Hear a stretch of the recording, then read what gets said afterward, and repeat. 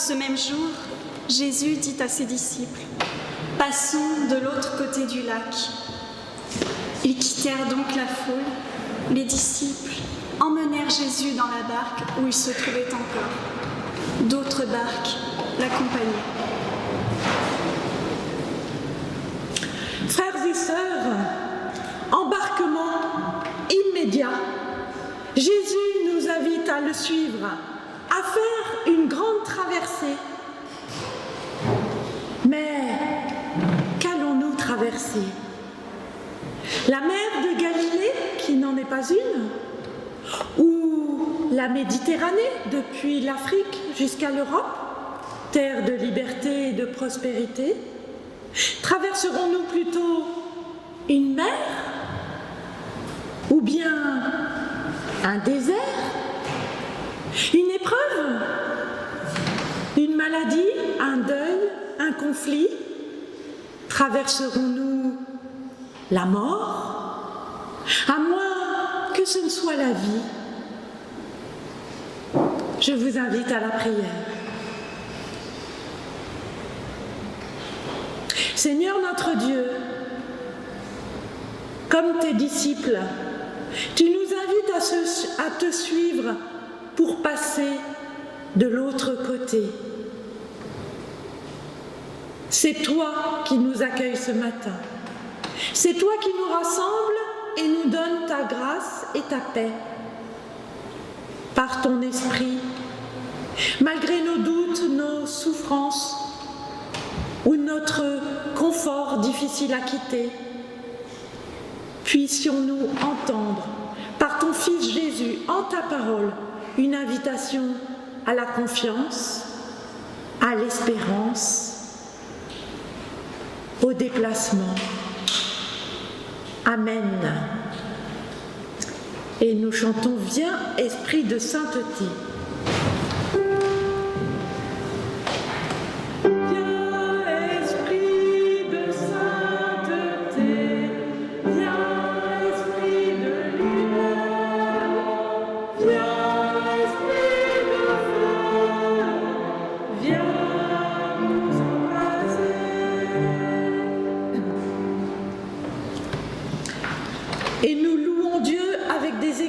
Du psaume 107, j'invite donc les lecteurs à venir.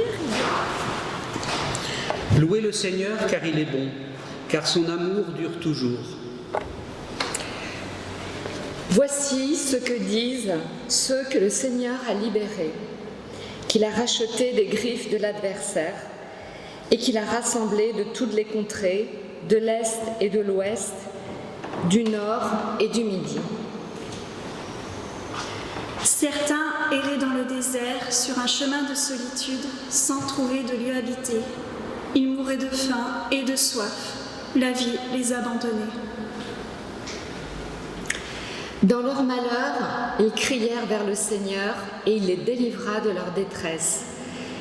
Il les mena par un chemin direct pour aller vers un lieu habité.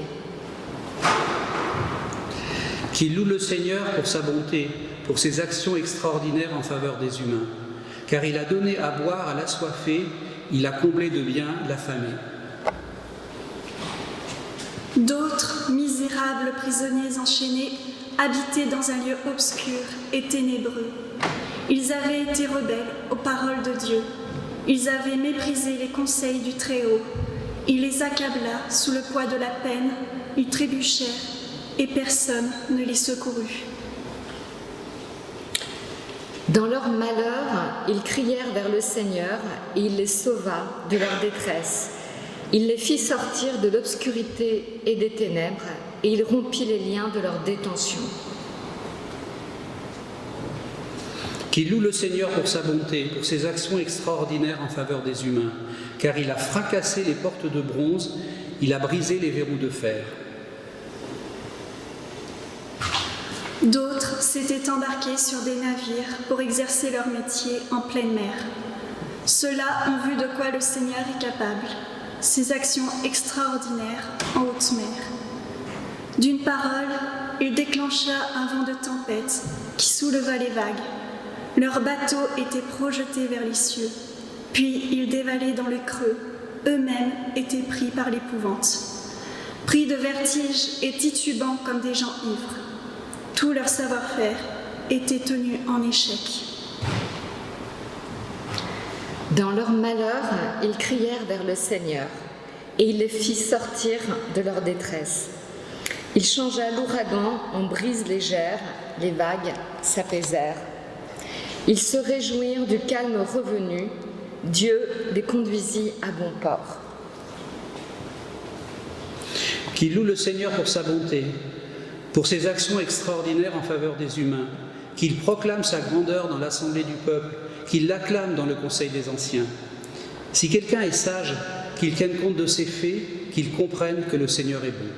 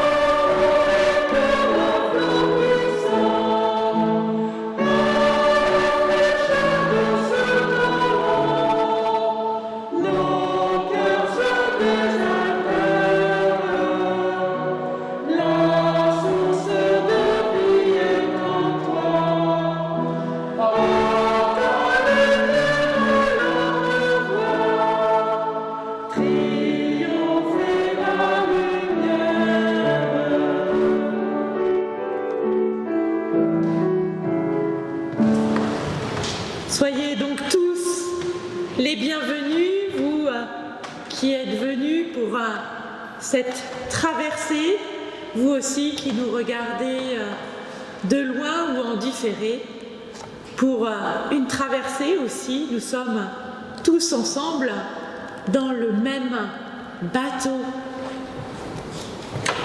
Et d'ailleurs, nous allons écouter la suite du récit de la tempête apaisée en Marc, chapitre 4, versets 37 à 38.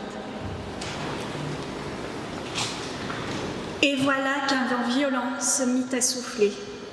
Les vagues se jetaient dans la barque à tel point que, déjà, elle se remplissait d'eau.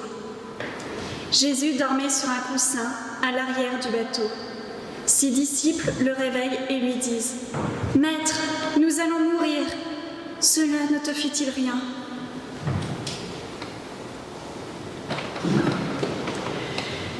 Assurés de l'amour de Dieu en Jésus-Christ, nous reconnaissons notre péché.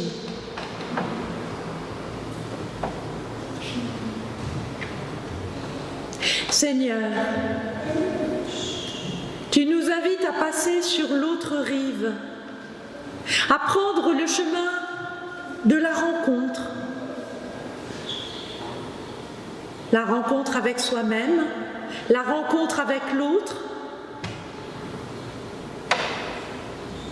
l'autre de mon quartier, l'autre de mon église, de mon pays, mais aussi l'autre d'un autre pays, d'une autre culture. Or, nous préférons rester sur le rivage de nos certitudes et de notre confort. Pardonne-nous. Seigneur, malgré les épreuves et les conflits, tu nous invites à la confiance, à croire que, quoi qu'il arrive, tu es à nos côtés.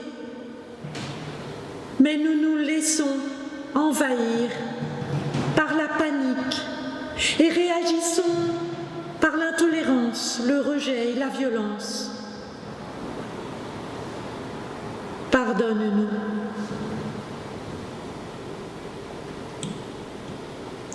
Seigneur, tu nous invites à passer sur l'autre rive avec toi, mais bien souvent nous oublions que tu es avec nous, dans le bateau, et qu'il n'appartient qu'à nous de te réveiller. Et comptant uniquement sur nos propres forces, bien souvent nous ne nous sentons pas à la hauteur et nous cédons au découragement. Pardonne-nous.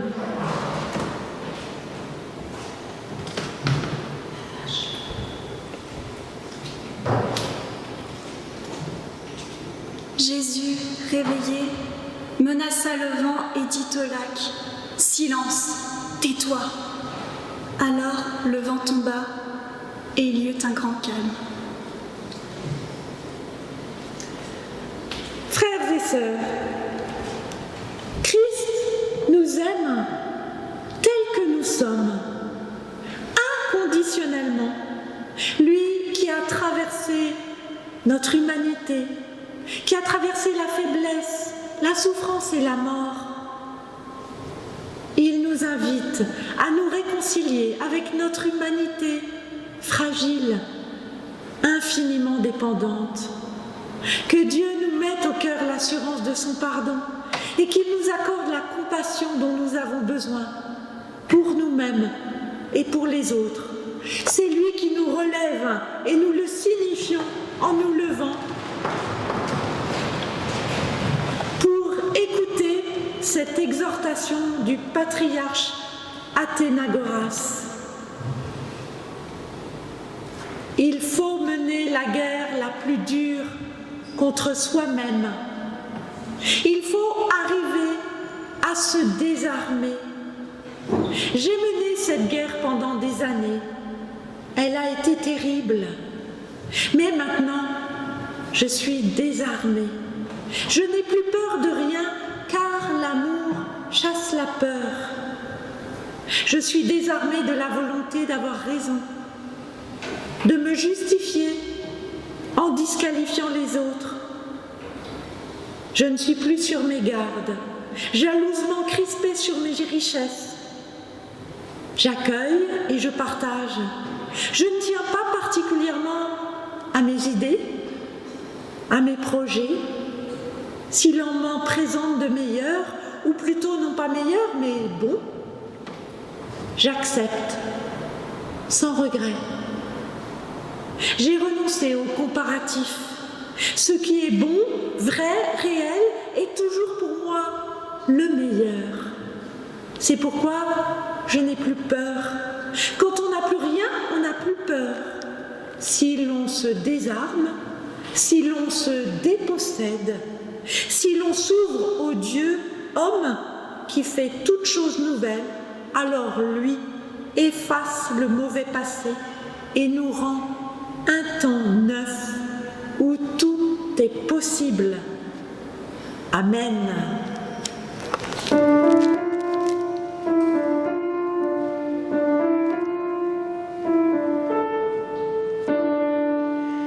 Si la mer se déchaîne, si le vent souffle fort, si la barque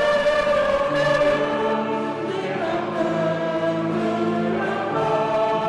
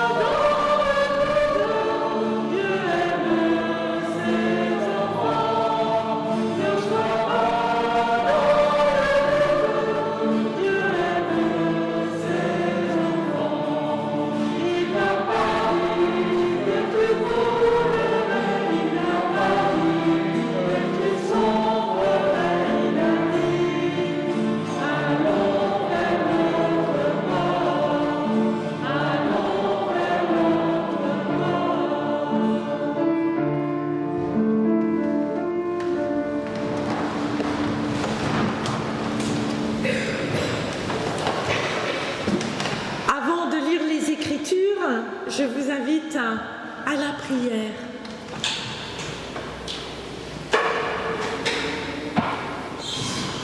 Seigneur,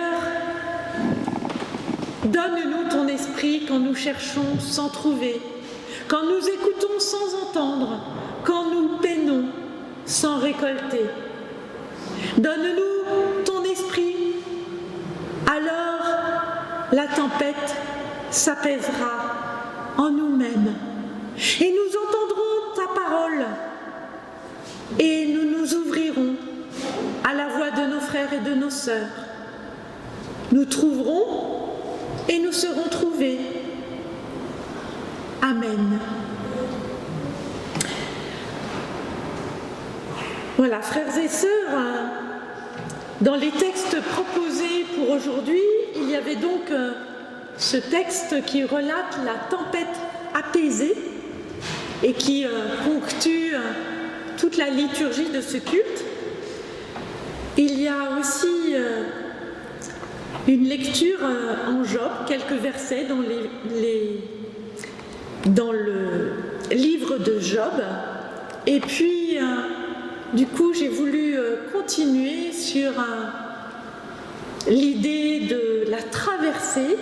Et je vous propose tout d'abord dans les Actes des Apôtres au chapitre 27, les versets 21 à 44. L'apôtre Paul s'est fait arrêter, il est emmené en bateau pour se faire juger à Rome, mais voilà que la tempête se lève et qu'ils sont tous pris dans la tourmente.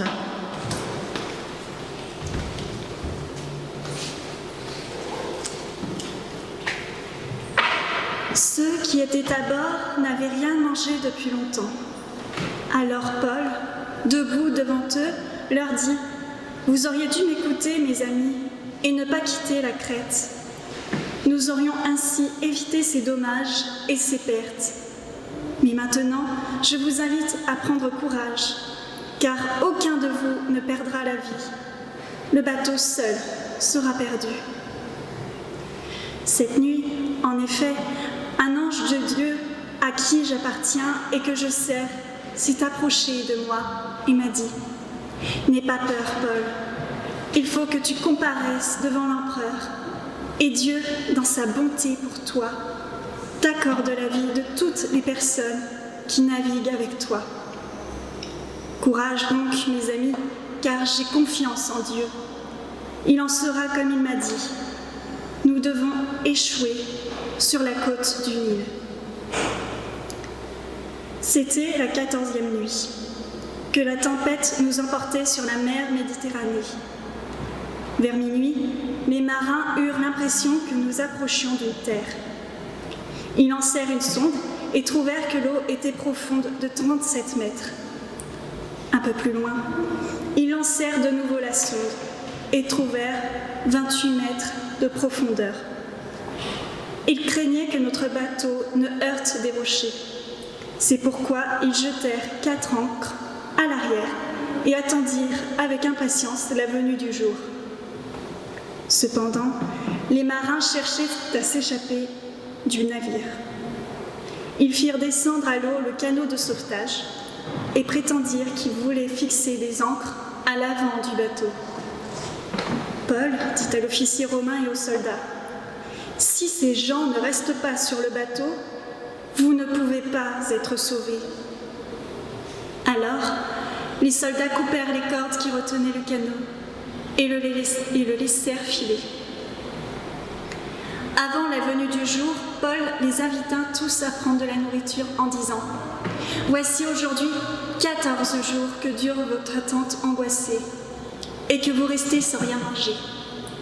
Je vous invite donc à prendre de la nourriture car vous en avez besoin pour être sauvés. Aucun de vous ne perdra même un cheveu de sa tête. » Sur ces mots, Paul prit du pain et remercia Dieu devant tous.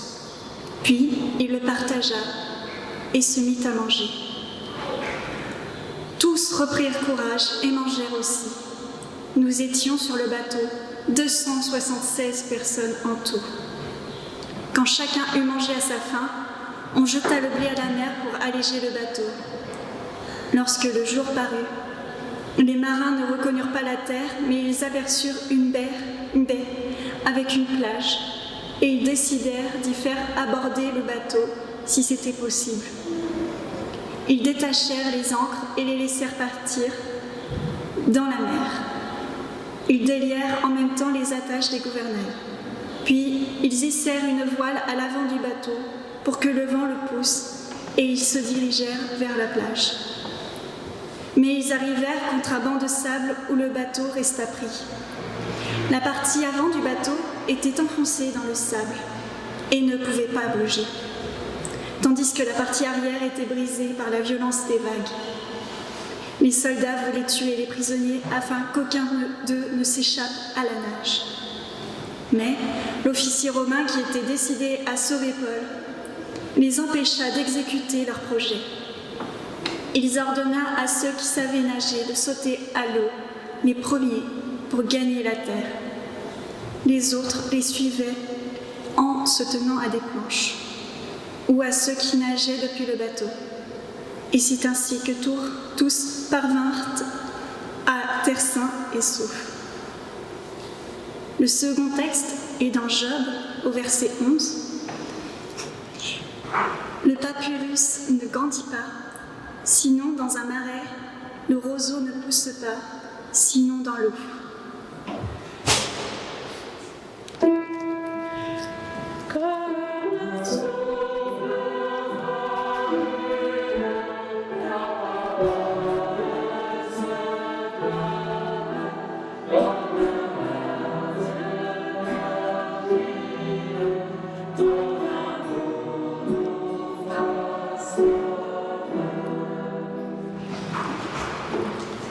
Frères et sœurs, voilà, aujourd'hui, c'est la journée mondiale des migrants. Et c'est donc en réaction à ce texte de la tempête apaisée que j'ai choisi cet autre texte et puis que j'ai bâti ma prédication. Selon l'Organisation internationale pour les migrations, le dernier naufrage d'un navire au large de la Libye en février dernier a fait passer à 20 000 morts, à 20 000 le nombre de décès de migrants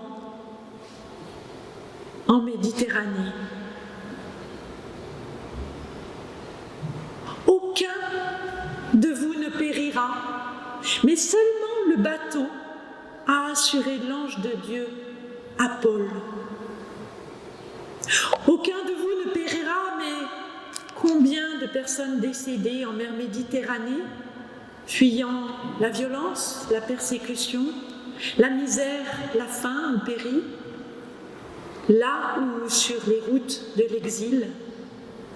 Vous me direz que je fais un raccourci un peu facile entre ce texte biblique et la situation actuelle, que je tire l'interprétation vers ce qui m'arrange peut-être, un jour où nous commémorons donc internationalement les migrants, et où plus localement nous procédons à des élections. En effet, frères et sœurs, et vous auriez raison, il faut se méfier d'interprétations littérales, notamment lorsqu'elles nous arrangent.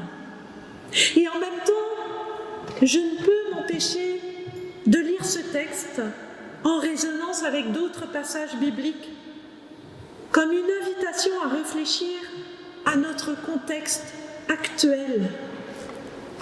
Ce contexte, quel est-il? Celui d'un monde à la dérive, avec la mondialisation, l'hyperspécialisation et la division des tâches à outrance, la succession des crises, dont la crise spirituelle n'est pas des moindres. Tout cela nous fait craindre un effondrement général qui provoque des réactions identitaires, radicales ou opportunistes. Alors, nous sommes nombreux à nous sentir un peu comme sur ce bateau sur lesquels ont été embarqués Paul et d'autres prisonniers. Paul avait prévenu que ce n'était ni le jour ni l'heure d'embarquer, mais le centurion se fiait plus au timonier et au capitaine du navire. Alors, la tempête annoncée s'est levée, violente, terrible, au point que ni le soleil ni les étoiles n'étaient perceptibles, dit le texte. Tous les repères géographiques et temporels avaient disparu, toute espérance d'être sauvés. Face à la catastrophe, par 2 fois, des tentatives de trouver son salut par ses propres moyens ont lieu dans ce texte. La première tentative, c'est la tentative de l'isolement. Les matelots cherchent à quitter le navire en utilisant la chaloupe, sauf qui peut. Et j'ai envie de dire, un peu, tant pis pour les autres, oui. Sauf qui peut, tant pis pour les autres. Les rats quittent le navire. La deuxième tentative lui ressemble, c'est celle d'un certain opportunisme avec les soldats qui décident de tuer les prisonniers de peur qu'ils ne leur échappent. En effet, mieux vaut pour leur carrière de soldats un prisonnier mort qu'un prisonnier échappé. En effet, personnellement responsable devant sa hiérarchie, le prisonnier a intérêt à accomplir sa mission jusqu'au bout. Face aux catastrophes qui s'annoncent aujourd'hui, nous percevons, nous aussi, ce type de comportement autour de nous et aussi en nous-mêmes. La première attitude que nous avons, c'est lorsque nous nous disons que nous ne pouvons pas sauver toute la misère du monde. Et puis, de toute façon, est-ce qu'on n'est pas un petit peu trop nombreux sur cette terre pour survivre? Et on se rend bien compte dans l'actualité que tous les morts en Méditerranée ne se valent pas. Alors, les frontières se ferment. Alors, nous formons des communautés solidaires entre personnes qui se ressemblent, personnes dites responsables, personnes écologiques, personnes riches, voire millionnaires, qui se retrouvent dans des petits paradis terrestres, éventuellement extraterrestres, sait-on jamais. Autrement dit, les rats quittent le navire.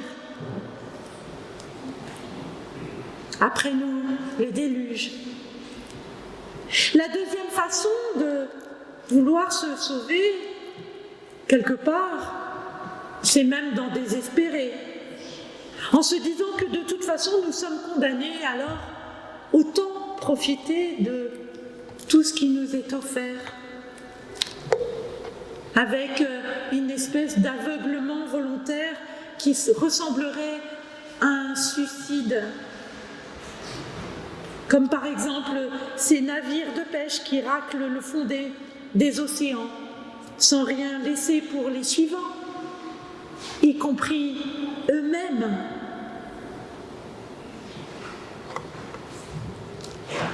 Dieu l'a promis à l'apôtre Paul. Le navire échouera, mais tous seront sauvés. Tous. Pas seulement les croyants, pas seulement les disciples du Christ, pas seulement les prisonniers, tous. Les soldats aussi. Et les marins.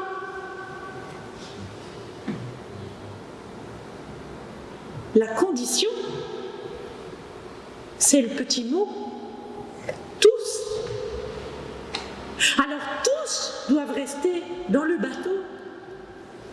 Tous doivent être solidaires. De même que tous, on part au repas auquel les invite Paul. Un repas qui ressemble à celui du Seigneur. Le repas des noces, le grand festin. Tous seront sauvés, mais tous ont à présent à faire leur part de travail. Ensemble, solidaires, pour qu'un autre les sauve. Un autre? Oui, certainement. Un passager clandestin. Un passager aussi discret que Jésus dans le bateau avec ses disciples. Un passager qui semble dormir et ne s'inquiéter de rien, lui, au plus fort de la tempête. Il dort. Oui, Dieu dort sur le coussin à l'arrière du bateau. Où ça? À l'arrière. En effet, frères et sœurs, il est à la place du barreur. Le bateau semble avoir perdu la boussole. Mais notre rôle de chrétien, à nous, n'est-il pas de nous assurer alors que nous n'oublions personne?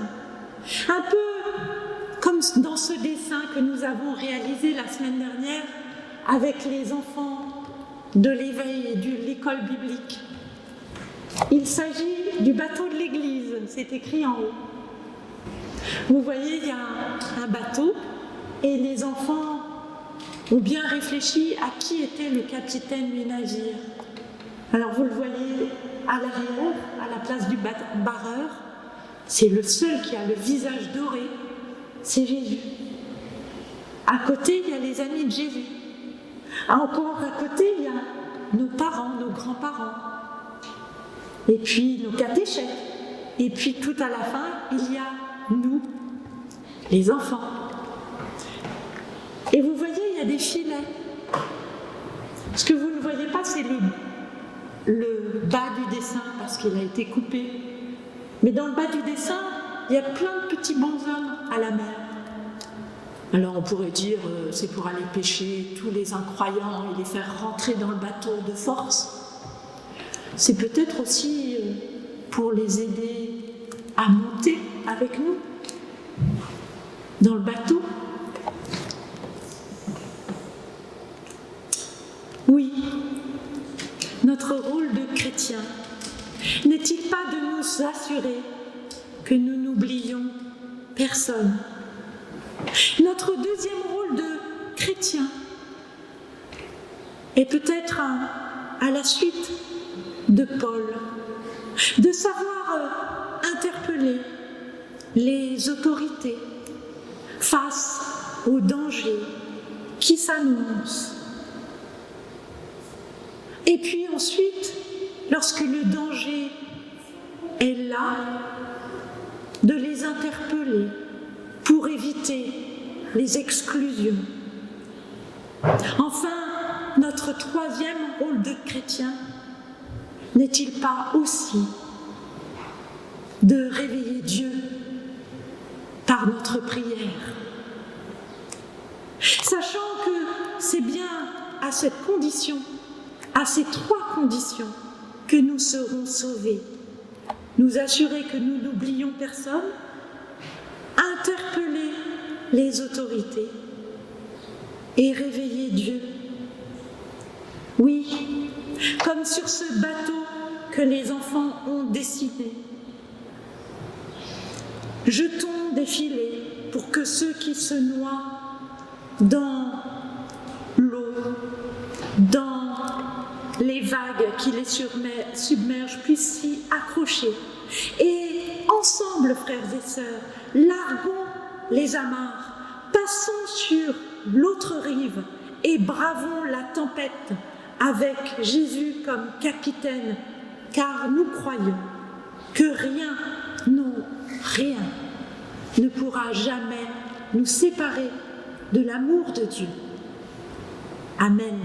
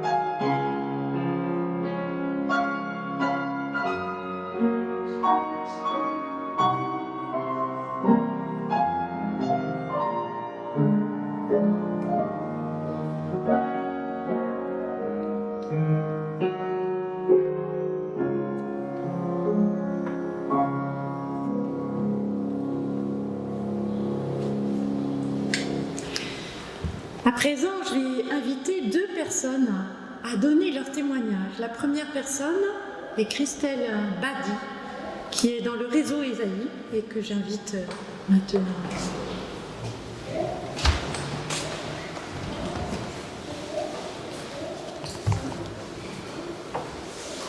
Bonjour à tous.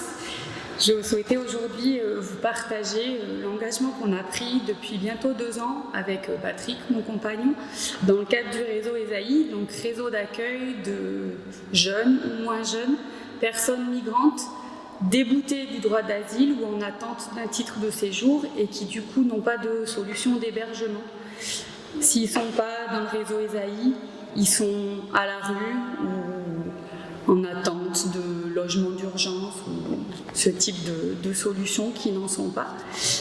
Et donc dans le réseau Esaïe, on est une vingtaine, trentaine de familles à accueillir chez nous ces jeunes dans les moments où on est disponible. Et nous, on s'est engagé là-dedans parce qu'on est sensible à la cause des migrants depuis un moment, on s'informe, on fait des dons un peu aux organismes, aux grands organismes, et puis on s'est dit à un moment, on souhaiterait que cet engagement, cette sensibilité, elle se manifeste plus concrètement, plus localement et être vraiment dans l'action. Et on a vraiment trouvé cet espace d'agir pour les personnes étrangères dans le cadre du réseau Esaïe. Voilà, donc évidemment, accueillir à la maison avant de se décider, ça questionne. Et puis, quand on voit les besoins, on se dit que c'est quand même une évidence. Et puis, quand on le vit, ben forcément, ça bouscule un peu les habitudes, ça bouscule un peu le quotidien. Il faut s'organiser, il faut caler des horaires, il faut prévoir une personne de plus à table. Voilà, toutes ces petites contraintes quotidiennes, mais qui finalement ne sont pas grand-chose, et ne sont pas grand-chose par rapport à tout ce qu'on peut en retirer par ailleurs. Le plaisir de la rencontre, de la découverte de l'autre, de sa culture, de son histoire. C'est des temps de partage extraordinaires quand les jeunes sont chez nous. Des moments de joie, des moments parfois plus difficiles, aux annonces, aux attentes de réponses administratives qui n'arrivent pas ou qui ne vont pas forcément dans le bon sens. Mais des temps partagés, des temps riches, vraiment riches, et où on se rend compte que finalement, dans l'aventure, on ne sait pas qui est-ce qui apporte le plus à l'autre. On apporte notre maison, on apporte notre accueil, mais on reçoit l'autre, on reçoit la richesse de vivre ensemble, et ça, c'est quelque chose d'extraordinaire. Et avoir quelqu'un d'étranger à la maison, c'est réinterroger son fonctionnement quotidien, redonner du sens à des choses qu'on fait un peu par habitude, se réinterroger, et c'est très riche et ça nous apporte aussi beaucoup dans notre vie de couple parce que c'est un engagement qu'on a pris ensemble et qu'on est heureux de vivre ensemble. Et Dieu dans tout ça, moi je sais pas, je ne suis pas toujours très au clair avec ma foi et tout ça, mais en tout cas je me dis que dans ce vécu-là, il n'est pas loin, que sa parole, c'est une manière aussi de la faire vivre, de l'entendre, de la mettre en œuvre. Et puis je me dis que l'accueil de l'étranger, c'est un espace aussi où se vit, où s'incarne le message de paix, d'amour, de fraternité de Jésus. Et je pense que ça, c'est aussi quelque chose qui inspire notre engagement. Et je suis heureuse de partager ça avec vous aujourd'hui, dans cette journée internationale des migrants.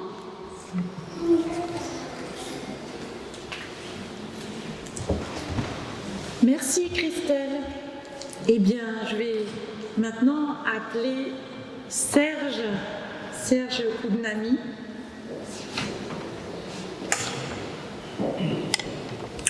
Et je vais donc l'interviewer. Ça sera un peu plus vivant. Moi, je vais garder le masque.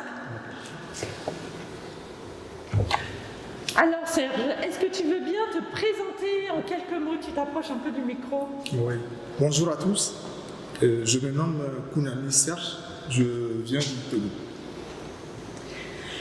Et qu'est-ce qui t'a fait partir? Parce que c'est quand même pas évident de quitter son pays. Mais oui. J'ai quitté mon pays à cause de mon engagement dans un parti politique. Voilà, et du coup, tu étais en danger. Oui, j'étais en danger. Ouais. Donc, il fallait que je quitte. Donc, c'est ce qu'il a fallu que j'ai quitté.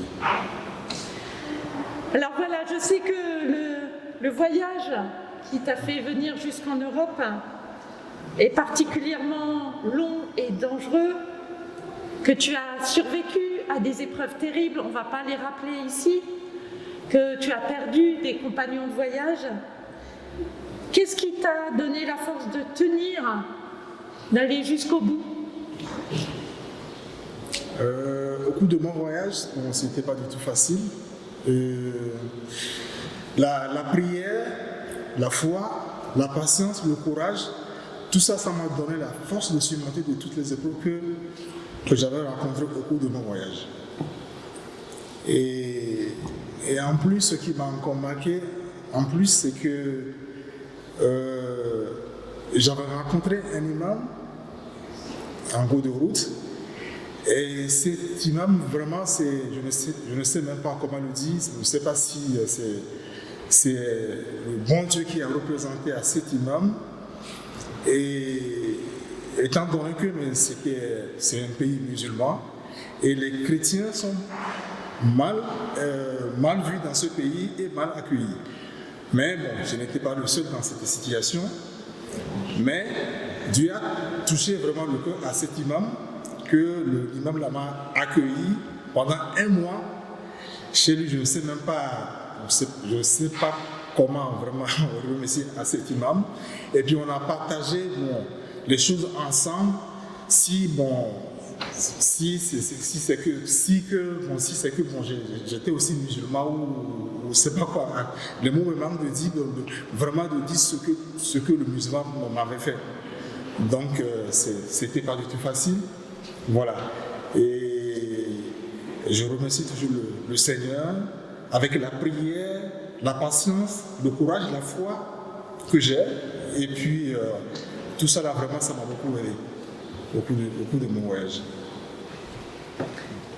Alors si je me souviens bien, tu es arrivé courant 2016 à Grenoble et aujourd'hui ton obligation de quitter le territoire a été officieusement levée, mais tu ne bénéficies toujours pas d'un permis de séjour malgré toutes les démarches, malgré ton l'insertion dont tu as fait preuve. Est-ce que c'est ta foi qui te permet aussi de garder espoir? Oui, j'ai gardé toujours l'espoir et j'ai gardé toujours la foi. Il n'y a pas question de baisser le bras parce que j'ai quelqu'un qui me conduit. C'est mon Dieu, j'ai toujours confiance à lui. Quelles qu'en soient les circonstances, quelles qu'en soient les épreuves, dans tout ce que je passe, j'ai toujours confiance à lui, j'ai toujours la foi que je vais arriver jusqu'au bout. Est-ce qu'il y a autre chose qui t'aide aussi?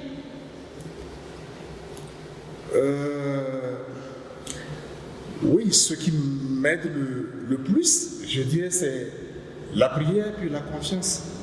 J'ai la confiance, j'ai la patience aussi, j'ai le courage aussi. Oui. Merci Serge, merci beaucoup. Merci. Jésus dit aux disciples, « Pourquoi avez-vous peur? N'avez-vous pas encore la foi ?» Mais ils éprouvèrent une grande frayeur et ils se disaient les uns aux autres, « Qui donc celui-ci pour que même le vent et les flots lui obéissent ?» Frères et sœurs, édifiés et renforcés par la parole de Dieu, je vous invite à vous lever pour proclamer notre foi. Je crois en Dieu, le Père de Jésus-Christ et mon Père, Maître du temps et de la vie, il est le Seigneur de toute l'humanité et de son histoire. Il bénit la lutte des hommes et des peuples pour la justice, la fraternité et la paix. Dans sa volonté d'amour, il les précède sur le chemin de leur libération. Je crois en Jésus-Christ, le Fils de Dieu et mon frère. Il m'aide à croire en Dieu au milieu de tous mes doutes paralysants. Il m'aide aussi à espérer dans la venue d'un monde nouveau.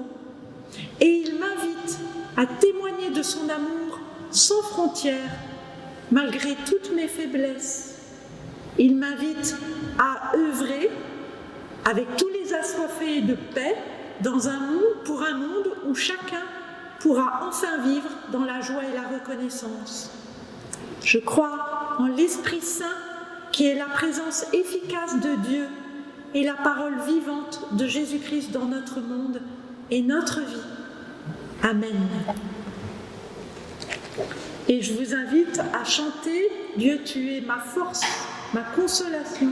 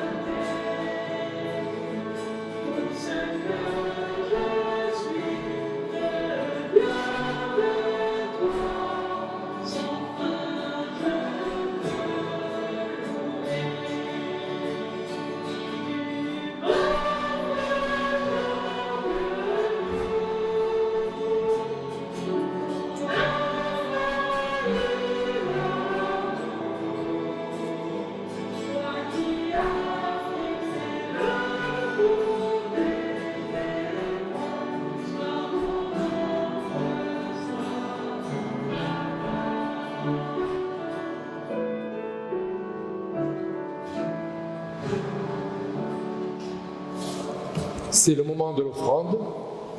Souvenons-nous que Dieu aime le don joyeux.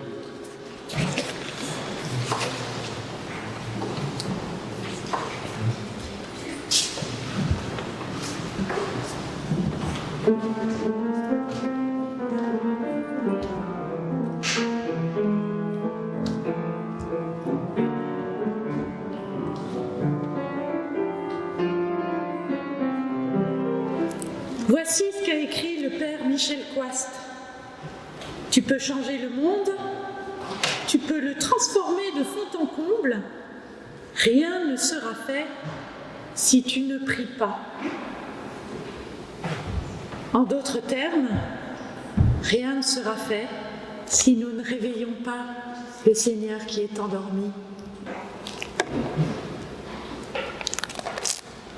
Je vous invite à la prière.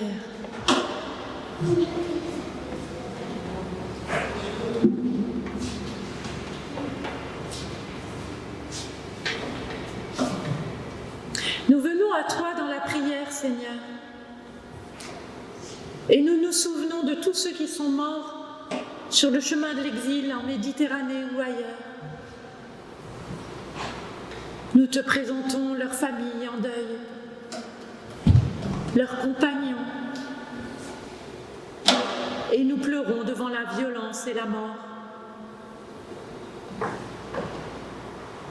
Nous venons à toi dans la prière, Seigneur, et nous te présentons tous ceux qui ont quitté leur terre et leur famille, et qui sont à présent soumis aux humiliations, aux tortures, à l'esclavage par des trafiquants sans scrupules.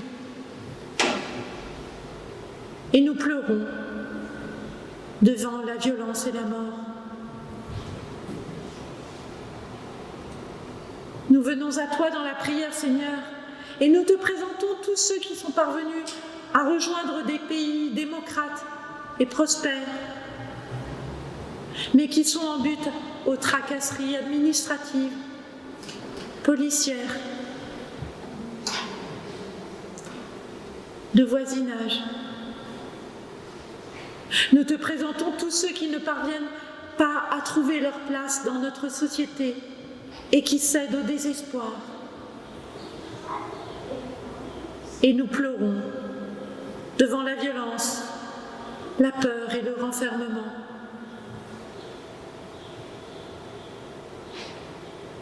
Nous venons à toi dans la prière, Seigneur, et nous te présentons nos responsables politiques, religieux et civils, qui doivent faire face à des pressions économiques, politiques. Et nous pleurons devant la violence, la peur et le renfermement. Nous nous présentons nous-mêmes à toi, Seigneur, avec nos peurs d'être débordés, assaillis, envahis, avec la crainte de ne pouvoir maîtriser, avec l'angoisse de perdre notre identité. Et nous te demandons de nous accorder suffisamment de foi.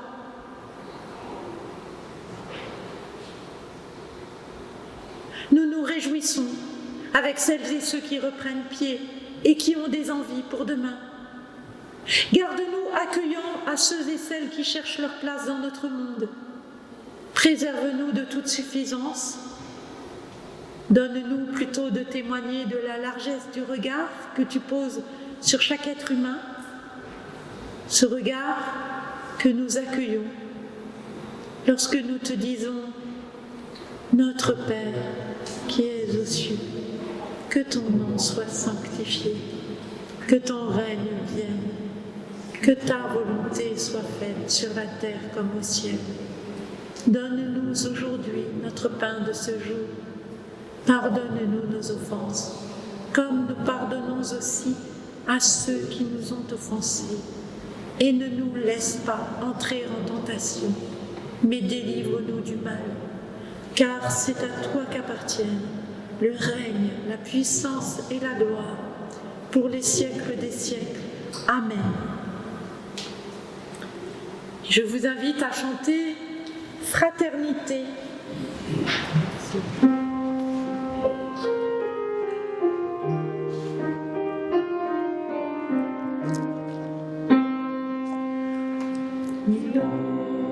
L'on marchait dans les voies, suivons un chemin de foi, partageons ce jour de fête.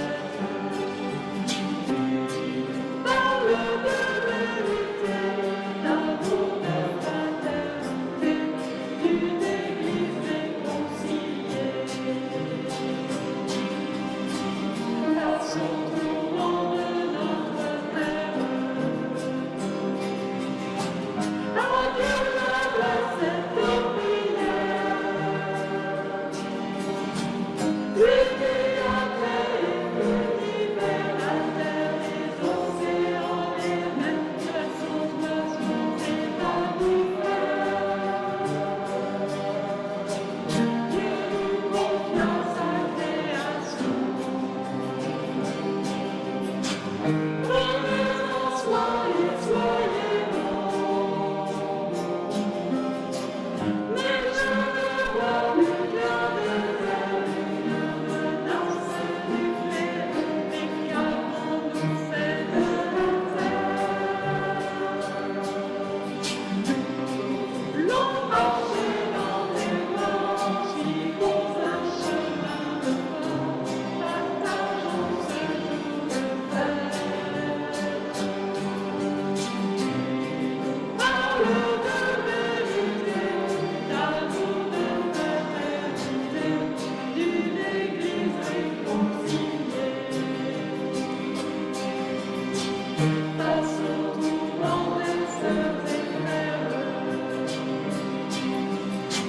à qui j'adresse cette prière. Lui qui a marché sur la terre, a prié, guéri et souffert par sa parole libère. Quand j'entends les bruits de la guerre, le silence de toutes les misères, et tous ces hommes sans repère, ils regardent crépusculaires, et qu'avons-nous fait de nos frères? L'on marchait dans des bois, suivons un chemin de foi, partageons ce jour de fête. Parle de vérité, d'amour, de fraternité, d'une église réconciliée. Avec les témoins de l'histoire, avec ces témoins à la gloire,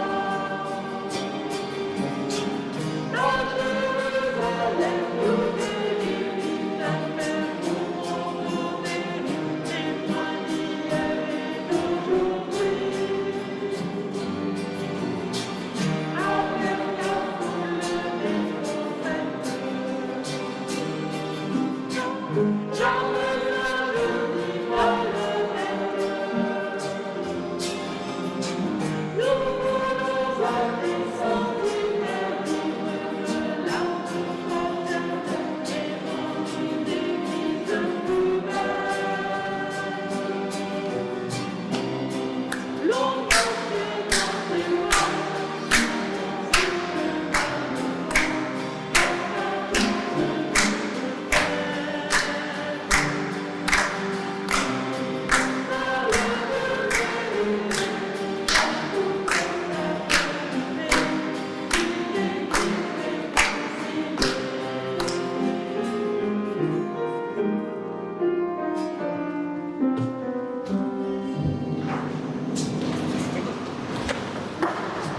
Le soir de ce même jour, Jésus dit à ses disciples, « Passons de l'autre côté du lac. »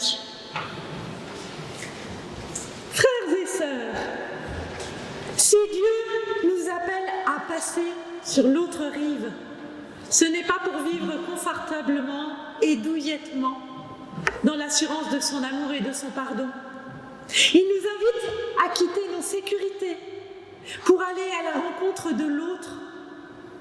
L'autre en nous-mêmes, l'autre au coin de la rue, l'autre qui est sur l'autre rive. Oui, il nous invite à vivre l'Évangile, à être témoin de sa croix et de sa victoire, à poser des signes de son royaume, à devenir des artisans de sa justice, à partager les larmes et les peines de tous les hommes, à guérir les malades, délivrer les enchaînés, visiter les prisonniers, accueillir les étrangers, sachant que, quoi qu'il arrive, la vie en abondance nous est promise. Dans son amour et sa miséricorde, que Dieu vous bénisse et vous garde. Il marche devant toi pour te montrer le chemin. Il est derrière toi pour prendre soin de toi. Il est au-dessus de toi pour t'abriter de la tempête. Il est au-dessous de toi pour te rattraper si tu tombes. Il est autour de toi pour te réchauffer quand tu auras froid. Il est avec toi, embarqué lui aussi pour la grande aventure de l'espérance et de la vie. Et tu rames à 2, à 3, à 1000, dans son amour et sa miséricorde. Que Dieu nous bénisse et nous garde, lui qui est Père, Fils et Saint-Esprit. Amen.